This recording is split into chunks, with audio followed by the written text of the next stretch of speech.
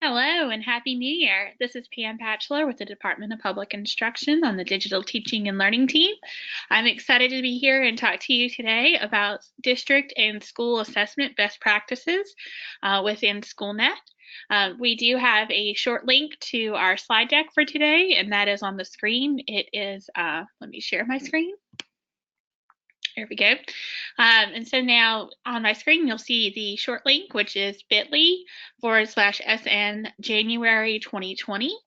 This is a recorded broadcast. So if you're listening to me, you are not live with me right now. However, you can use the questions feature at any point during the webinar to ask me a question. You will also see a handout section of GoToWebinar where you'll find a PDF copy of the slide deck that we're going to be using today as we talk about district and school assessment best practices.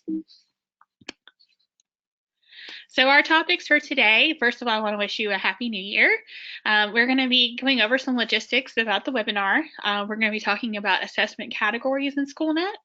We're going to be talking about whether you should use a school assessment or co-authoring. We're going to talk about district benchmarks and how you schedule those, go over some tips for success from my personal history of using Schoolnet now for almost about 6 years now, it seems like it's going on. And then also some resources so that way you can practice on your own and have me with you. Of course, this webinar is going to be available as a recording, so you will be able to rewatch and slow it down and pause when you need to go ahead and practice on your own. So this is a pre-recorded webinar. It will be available on demand 24/7 until Thursday, January 30th. The webinar does start immediately after you register. So you can register again if you need to watch the webinar again. So some people have emailed me, they started the webinar and then, life happens and they had an interruption. You can certainly just register again if you need to watch the webinar again. You can use that question tool that I've already mentioned in the GoToWebinar panel, and that will ask a question and it will send me an email and I will reply within 24 hours as long as it's Monday through Friday. If you happen to be watching this on the weekend and still ask me those questions, I will just catch up with you on Monday. So the handout section has a PDF copy of this webinar slide deck. All the certificates will be sent out for your participation on Friday, January 31st. So it doesn't matter if you're watching this webinar and it's the 7th of January or if it's the 29th of January, you're not going to get your CEU certificate until Friday, January 31st. That is because it's a manual process that I have to first document and account your attendance, and then I also have to generate the certificates. So it does take a little bit of time on my end. So everyone who watches this webinar during the month of January, you will get your CEU certificate on Friday, January 31st. It will come in an email from me to the email address you use to register. So if you register for the webinar with your personal account, make sure you check your personal email to get your CEU certificate. So you'll receive 0.1 CEU credit, which is equal to 1 hour, right? 10 hours equals 1 CEU. We do recommend it's for digital learning competency credit. Follow your local process to get that credit for attending the webinar. Some districts have heard you have to have at least 0.2 CEU credit in order for them to record it. So make sure you check out some of the other monthly webinars that I have on both Schoolnet and as well as Canvas. You can also make sure that you follow your local process to justify why it's digital learning competency credit, and maybe explain how you're using Schoolnet in your classroom as a result of attending these webinars. I hope you are. And then you can only receive credit for 1 webinar per topic. That's, even if you go back through and watch this a couple of times, you're only going to get credit for 1 time for this topic. So, all right. So we're going to jump right in. I have a few slides of information, and then I'm going to use the training site to demo.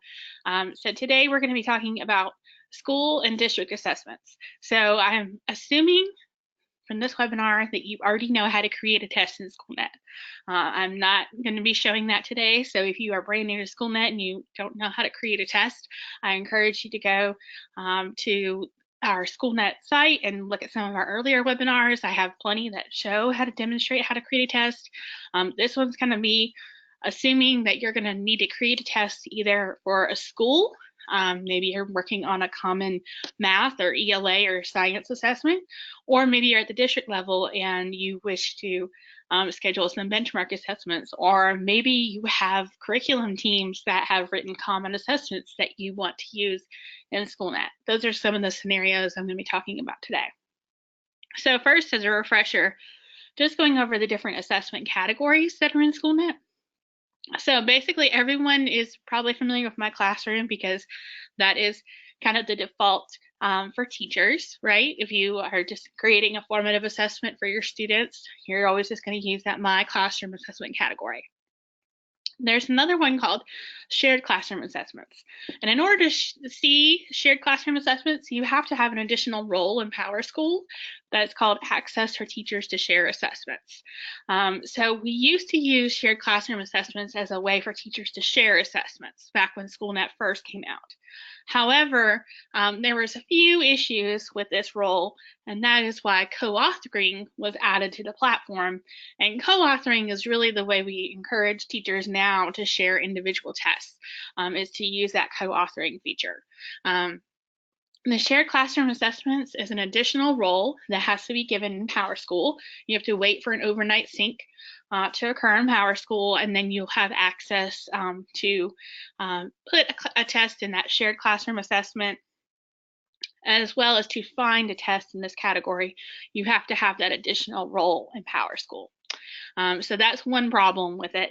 The other problem is that when you give someone the access for teachers to share assessments role, it makes their default test category, instead of it being My Classroom, it makes it a school assessment, which My Classroom is still there and you can click on it, but if you're just in a hurry and making a test, you'll see that school assessment is the default now assessment category.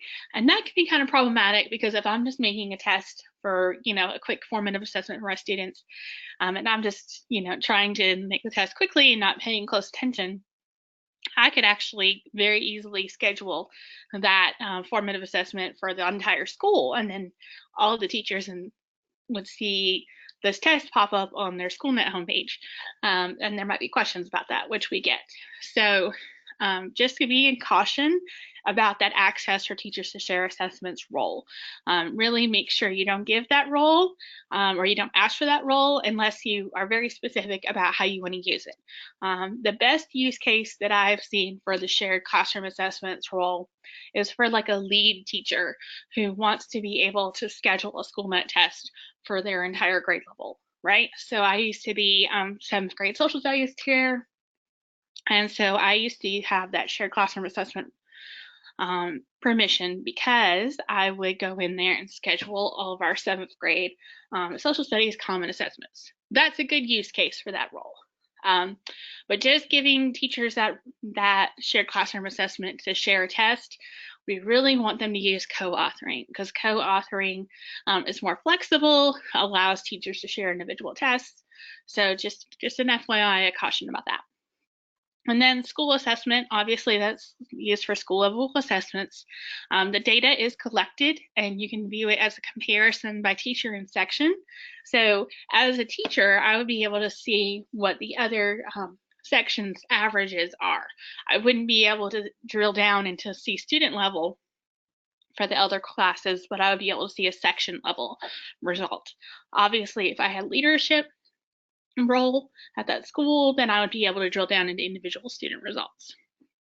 And then finally, district assessment, right? So this is what we use at a district level to schedule or assign tests to multiple schools within a district.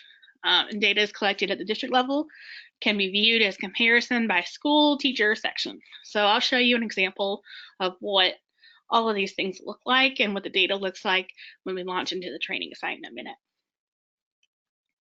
All right, so assessment roles.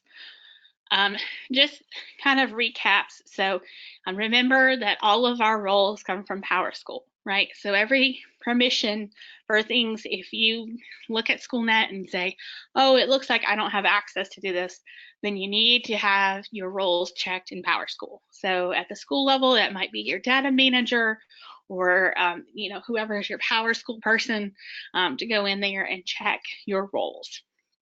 So most people just have that teacher role, and that's really all you need if you're going to be, designing assessments for your own students. That teacher role is really all you need. You can access co-authoring with the teacher role. That's good. But if you're going to be designing assessments at the school level or the district level, you might need to have some additional permissions here.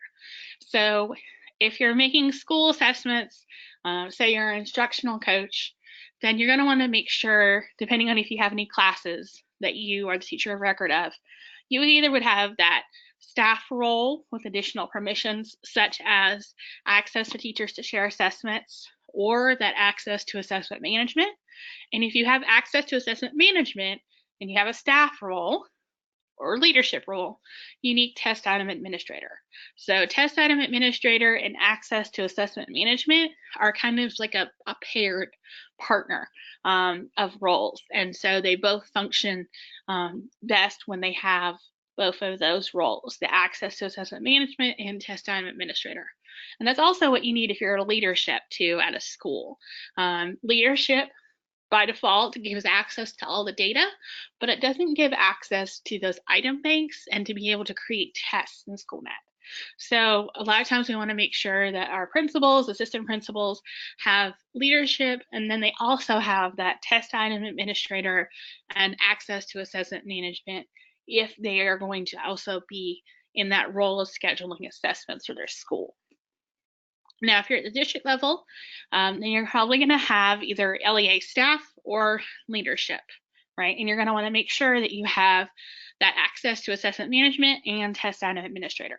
Those two together will give you access to create tests as well as schedule them for your schools. So make sure you have both of those. Remember, any changes you make in the PowerSchool, take an overnight sync with Schoolnet in order to take effect. So you're going to want to make sure that you give yourself that 1 day access to make sure if you change something, you don't go back into the system until the next day to see it's updated. So that's another thing to remember too, because we get a lot of questions about, oh, I made the change in PowerSchool. Yes, but it takes that overnight sync in order for it to sync and make the change in Schoolnet. All right, so another commonly asked question is, should a common assessment be given as a school assessment or with co-authoring? And it really depends on what your intention is on that assessment. So co-authoring allows for the most flexibility, because basically in co-authoring, an assessment in co-authoring is kind of just like a master copy. I go in there as a teacher, I can make a copy of the test, I can make changes to the test, and I can also schedule the test independently based on what the needs are from my learners, right? So a lot of times when I was working in our PLC, we would most of the time try to shoot to give the test the same day, but life happens. There might be a field trip or something comes up, and you might get off a sync for a day and say, oh, I'd rather give the test on Wednesday, and everyone else gives tests on Tuesday. Well, co-authoring allows for that flexibility of those things, right? You can also allow for different accommodations or test settings. So maybe I have one class where I need a version of the test with 3 answer choices as an accommodation for some of my students. Co-authoring would allow me to make a copy of the test, make the recommended accommodations that my learners need, and go on with life, right? Whereas if it was a school assessment, the school assessment allows you to collect that comparison data, which is wonderful. So that way you can see, apples to apples, different classes and how they perform. But you also have that schedule settings where this is when it's going to be given, this is the accommodations provided, this is the test settings, this is the, you're going to scramble the question order, those kinds of things are set for you, right? So as long as you understand that, I recommend school assessment because it allows you to collect that comparison data. But if you do need that flexibility, then sharing with co-authoring would work. The other thing I'll point out about school assessments is I had this question come up a few weeks ago, that they want to give a common assessment because the common assessments are created by the instructional coaches, and they didn't necessarily want students or teachers to be able to see the test content. If you do a school assessment, you can enable some test restrictions that lock down the content of the test. So if you didn't want teachers or students to be able to see the test questions, a school assessment would give you that option, whereas co-authoring would not, because obviously I have to go in there and make a copy of the test, which is going to allow me to see it. So just a couple of things to think about when you're looking at that common assessment. Is it a school assessment or is it something that I should be sharing with co-authoring? Now, when we get to district benchmarks, just a couple of notes about them. When you create a district benchmark, you have two options for scheduling, right? You can go ahead and schedule the test for the selected courses, do everything, have it set up and ready to go. All you have to do is give the passcode out and the students take the test. The teacher really at the school level doesn't have anything to do with it. All right, which is great. It's nice for them because, you know, they just know here's the passcode, here I go ahead and take the test, you know, that it's done. The other option is that you can recommend a test, and then a lead teacher or instructional coach at that school who has access to assessment management role in PowerSchool can schedule the test for that specific school, which is nice if you happen to have some schools that you want to take the district benchmark, but maybe they're on a different calendar, or maybe they have they're taking the test at a different time. I know in former life we had for our science classes, we wanted to give common assessments at the district level, but our science classes had these kits based on thematic units, and the kits went to different schools at different times of the year. So you could say that the, you know, phases of the moon test, for example, would be given at this point in time throughout the year to all the students, because depending on when they had their different science kits, they may not be learning about phases of the moon at this particular time. So if your district has some type of curriculum like that, where, you know, you're kind of got different things going on across the district at different times of the year, then the recommending the test is nice because it allows the schools to schedule the test when they are ready to take the test, when their students have covered that material. So 2 ways to create a district benchmark for scheduling. So just some overall tips and tricks for success, right? The first one is really, really important. I should have bolded this and underlined it and, you know, mark it every year. Make sure you're making new copies of your assessments. And this prevents a lot of trouble. Schoolnet has underlying coding that they do with each assessment. So the coding is different from year to year. And if you take a test that you gave last year and you just go into the schedule properties and change it out for this year, and it was designed for last year, you can get all kinds of issues with students either getting like a message saying they're not enrolled because the test was originally made last year when they weren't enrolled in school this year. We had that happen with middle school in particular because the kids were in, it was a 6th grade test, and the kids last year weren't even at that school. They were in 5th grade in their elementary school. So really, best practice is to make sure that every year you go in to your common assessments, to your school or district benchmarks, and you make a new copy of them. Another important point about that is because of standards changing. So Schoolnet is always going to be updated with the latest standards. And when we had our new ELA math standards added a couple of years ago, you had to go in and make sure all of your alignments were correct, right? So if you had just tried to use a test in the prior year without changing the alignments, you would have gotten error messages on that. So just make good best practice to make a new copy of a test each year. A new test for each year for each group of students, so that way they have new fresh data, and it just will prevent a lot of issues. If you're going to use co-authoring, then I recommend creating a folder system for each grade level or subject or course, maybe like if you're doing high school for biology, science, that kind of thing. Then you can share those folders with your lead teachers and then have them add their colleagues, right? So that way you're not responsible for sharing a co-authoring folder with every teacher in your district that teaches biology, right? Share it with the lead teachers and then have them add their colleagues. Just a note, you'll probably have some changeover each year with a folder system. So if you do have co-authoring folders, it's a good thing each year to make sure that your lead teachers are updating them, removing people that maybe have changed over to a different subject area or have left the district.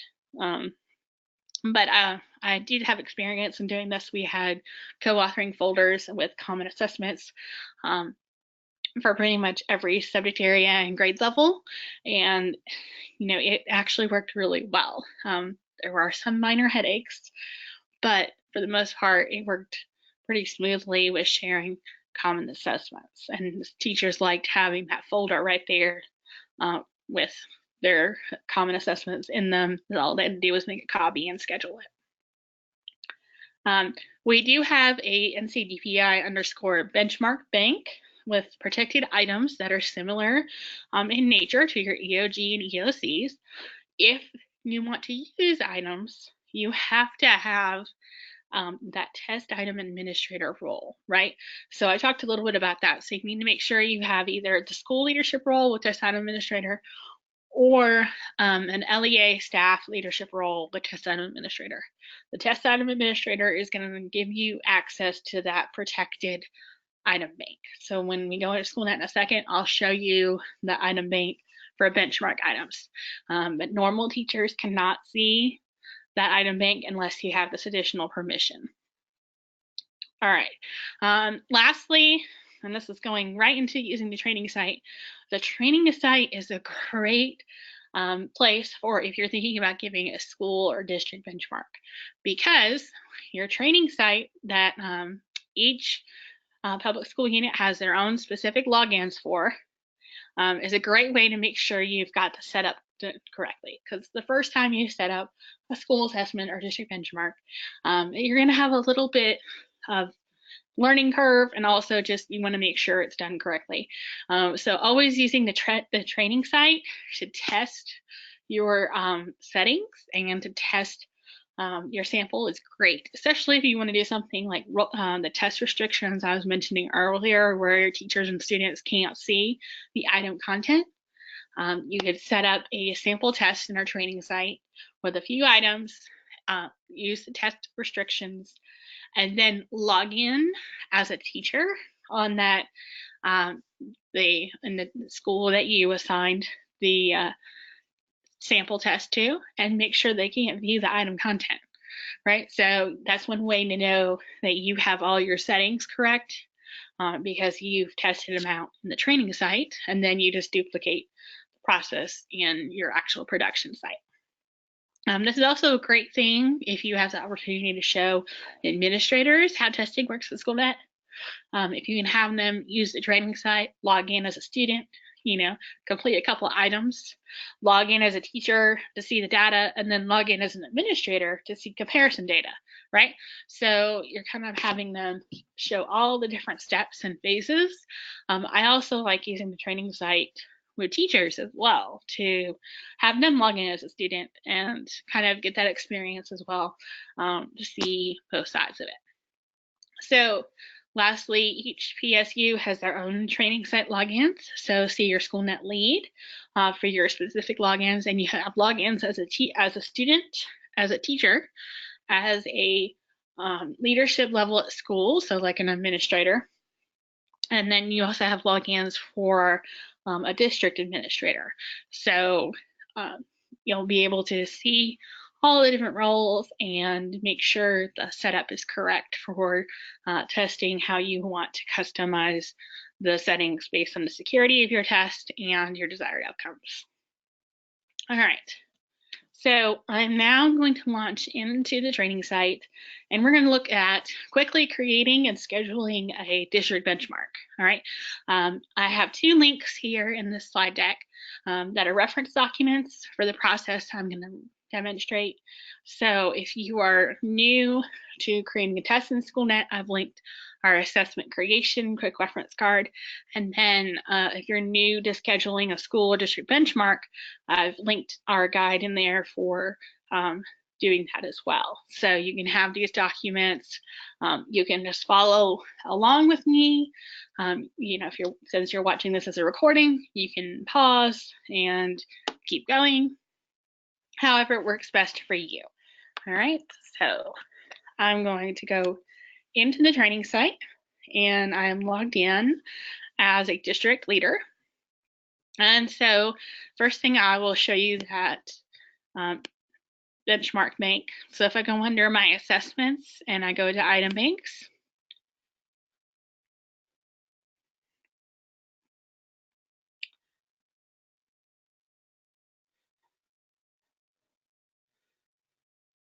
I see that bank there. NCDPI benchmark bank has 20,000 items, 600 passages, right? And so one thing is there's this little checkbox that says start says Bangla building tests. If I only wanted to look for the benchmark items, I can uncheck.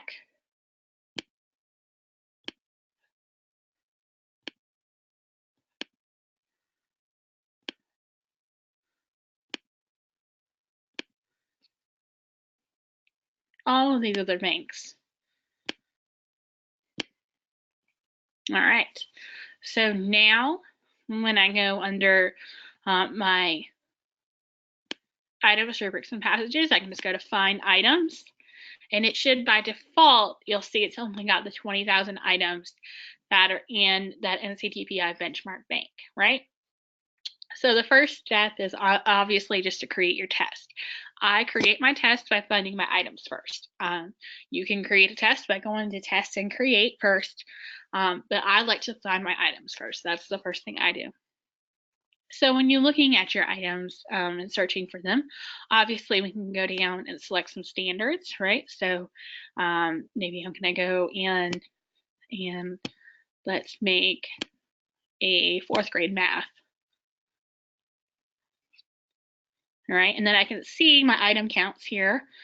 So let's look at geometry.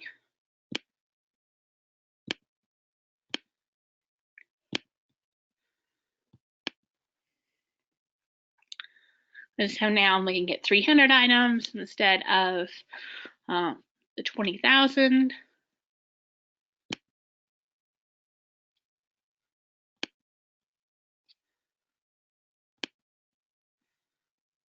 All right, I've selected 4 items.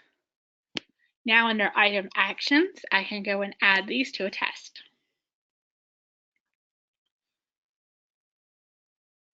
And I'm just going to create a new test with these items.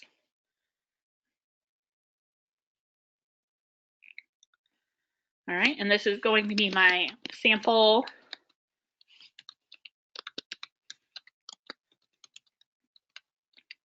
district benchmark. My subject area, math, grade level. My standards document. Always make sure your standards document matches your subject. All right, test category.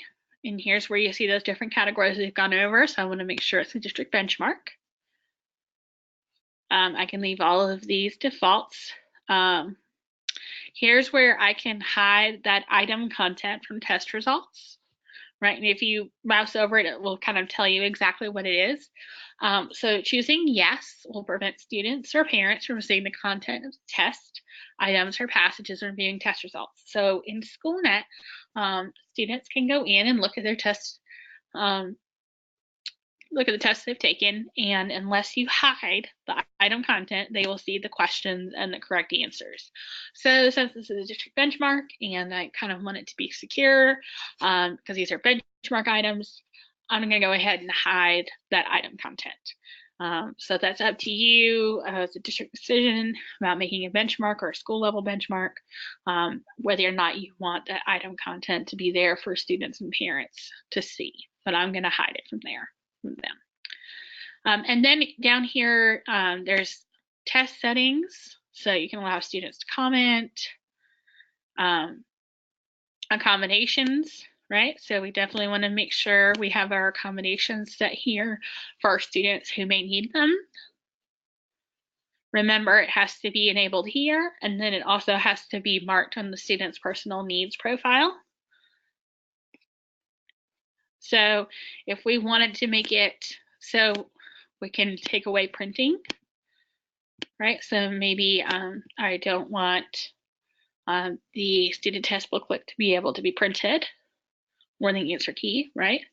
I can take those away. Another layer of test restrictions down here is allowing item content. And so this is going to prevent teachers or other staff members from seeing item content, right?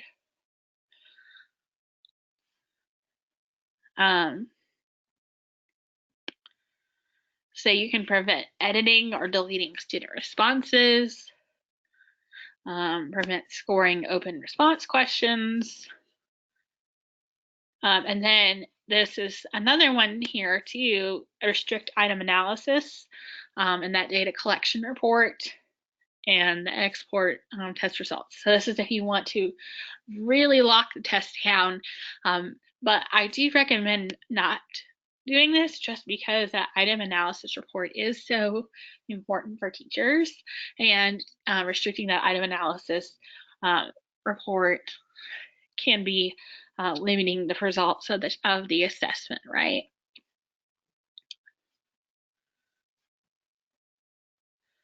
And then this last one is hide this test and test results from parents. So depending on if you want parents to be able, when they check their students' grades in PowerSchool, to be able to see the test results, it's up to you. All right. I'm gonna go ahead and generate the test.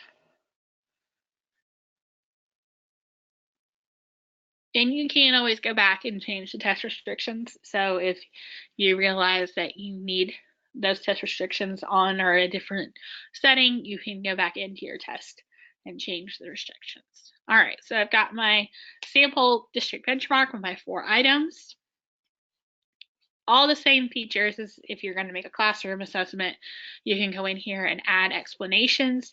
I actually think that adding teacher explanations to district benchmarks is incredibly helpful because it kind of gives, especially if you have like a group of instructional coaches or you know, a team that's created this assessment, adding those teacher explanations is very helpful.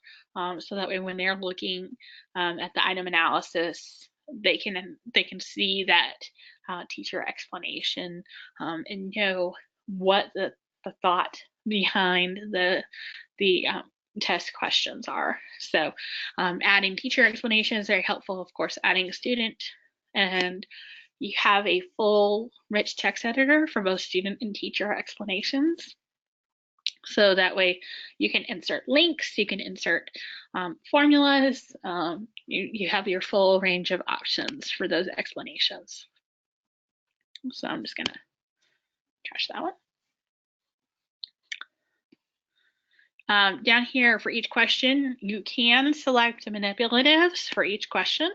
So maybe if there's a particular question that you want them to have, you want the students to have a calculator, you can do that. You can also add teacher instructions for each question.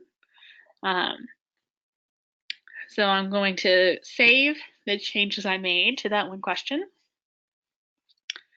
And then I'm going to return the test details once you are done making your changes to the test.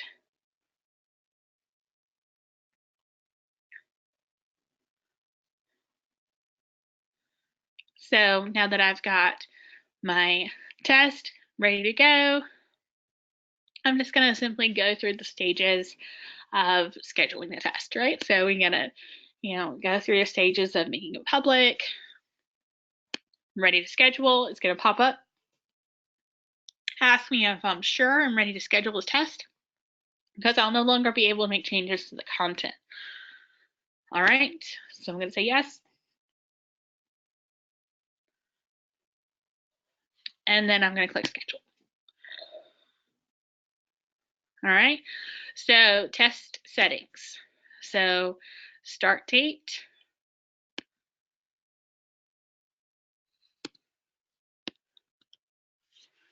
So we're going to say test is ready today, and you have until the end of the month.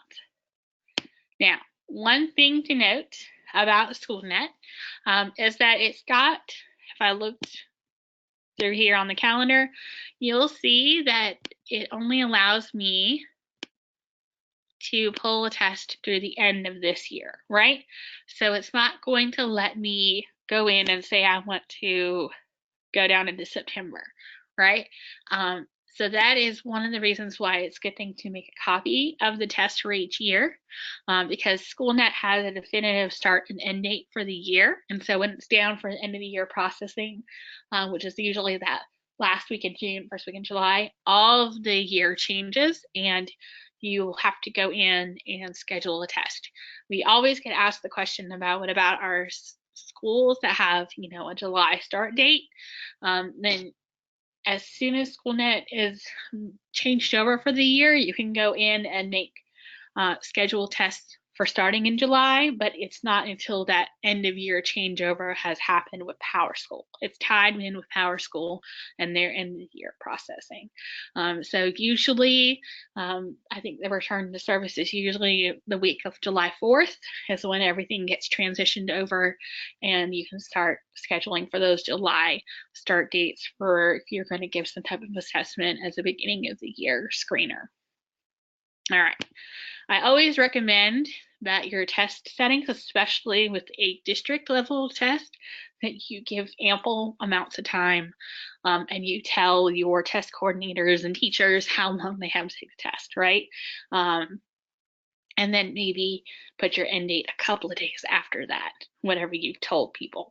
Just because there's always folks that will be absent or for whatever reason, you might have, especially in the winter months, you might have a winter weather incident.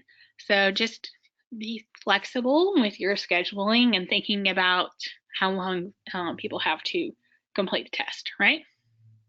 So you can prevent students from accessing the test results until after the end date, so they won't know how they scored on the test until after that end date, unless you show them their score, right? Prevent scanning of answer sheets after the score due date. So if you're going to use Schoolnet to scan in some paper answer sheets, you can prevent that after the score due date there. And then the last one is for if you are linking it to Canvas, and then there should be a fourth one also, but I'm in the training site. And that fourth checkbox is going to be about sending the grades to PowerTeacher Pro. So you can create a district benchmark and automatically have the grades be sent to the teacher's grade books. So that's an option there as well. All right, secure tester. Please do not do this unless you know for a fact that every device that your students are going to use to take the test has secure tester installed on it, right? So I imagine in a district benchmark, you're never going to say you require secure tester because unless you know that every device in your district has that secure tester installed on it, right? Because remember, it's a separate app for Chromebooks, and then it's an actual download for your laptops and desktops for secure tester. So work with your technology services department to get that installed if that's something you do want for your benchmark needs. All right, online passcode. You can change this. So maybe this is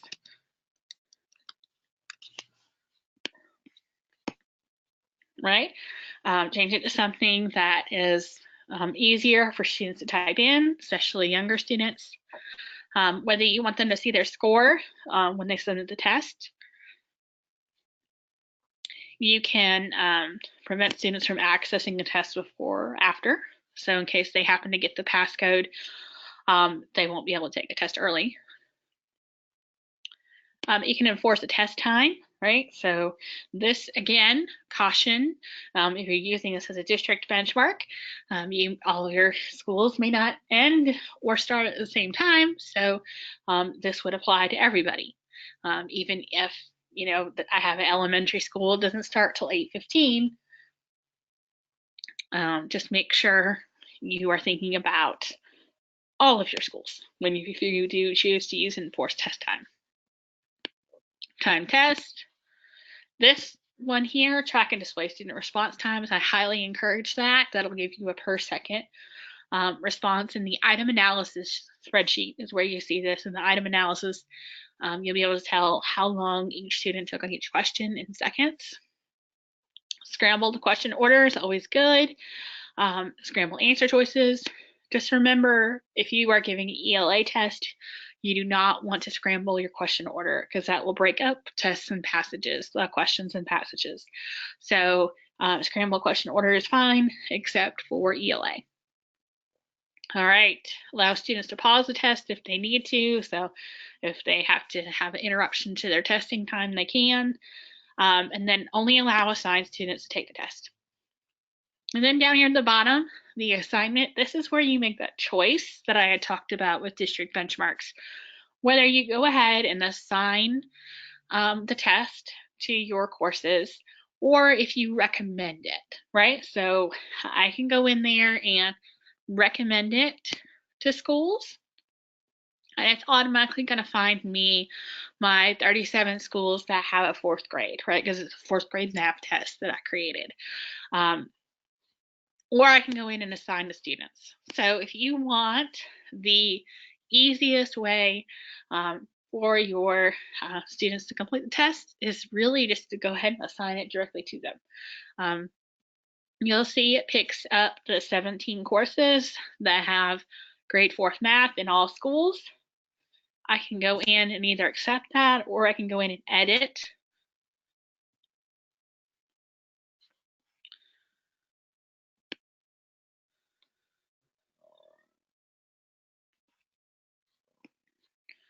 All right, so I can go in here and I can see my 4th grade math and add that course.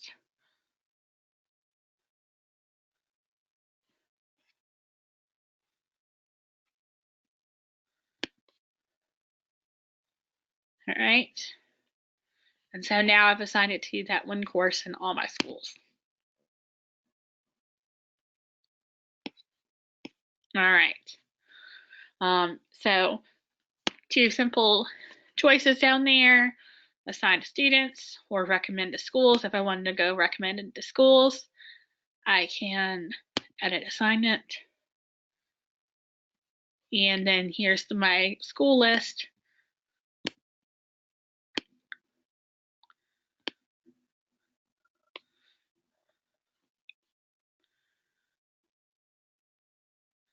And now I've got it assigned or recommended to the schools. And then I would still need somebody at each one of those schools, if I do the recommendation, to actually schedule it for that particular school. All right. I'm going to go back and I'm going to assign it to students. And I'm going to assign it to those.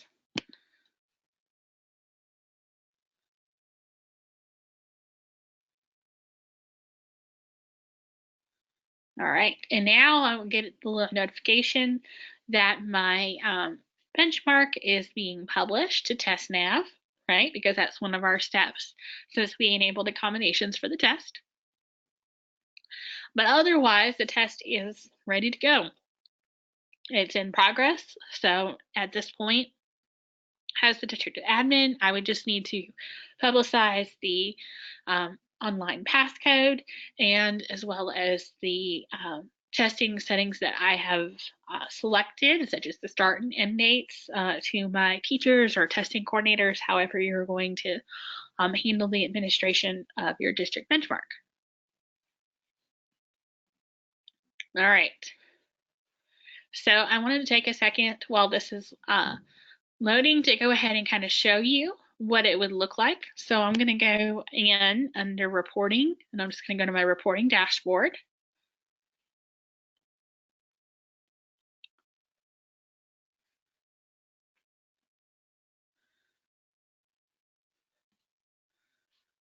All right, and so I can go into all categories. So I'm looking for my district benchmarks.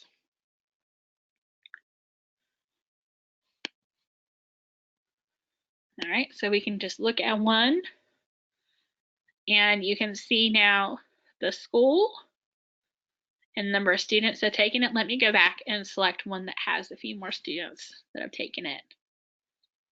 And so you can see your student results here. So, okay, so this one, 1,200. All right, so I can see my different high schools that have taken this assessment, how many students have taken the assessment. And then if I drill down into one of the schools, now I see that performance there by teacher, right? And so all of your data kind of just defaults to your role. So right now I'm logged into the training site as a district admin. So I have full results, full access to all the data, drilling down into an individual student and section. If I want to, if I was logged into the training site as a teacher, I would just be able to see my individual students' results on this district benchmark, and then I'd be able to see a section average at a section average for the entire district, and then a section average for my school. So Schoolnet automatically filters the levels of data based on the role of the person. All right, so I just wanted to give you, a little overview there of what your data is going to look like. Obviously, you have all of your reports in Schoolnet, so looking at standards analysis and then item analysis. And here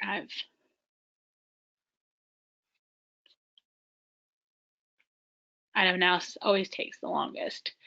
You have all of your pre-formatted reports available, and you can look at your standards by section detail, which is a very nice report to have, so you can look specifically at standards performance by their different sections within your district. So if you have any questions, please feel free to reach out to me. I did want to go over, I think I have one more slide talking about some resources. So we do have a Google site. We also have a webinar schedule for the rest of the year, now that we're in 2020. There's a YouTube channel for Schoolnet that has some short instructional videos about how to use Schoolnet. So if you're a new user, I encourage you to do that. And I also have linked the Schoolnet report library. So looking at that data analysis after you've given a school or district level benchmark, what you want to do, with all of that information, the report library has pretty much any kind of report that you want to generate, how to do it in Schoolnet. So very detailed analytics there. Lastly, you have my contact information. Here's my email address, as well as you can follow me on Twitter. And I try to tweet out cool, fun stuff that's free for educators. And I look forward to hearing from you. So feel free to use that question feature on the webinar handout tools there to ask me any questions, and I will respond to you. Thank you, and I hope you have a great start to 2020.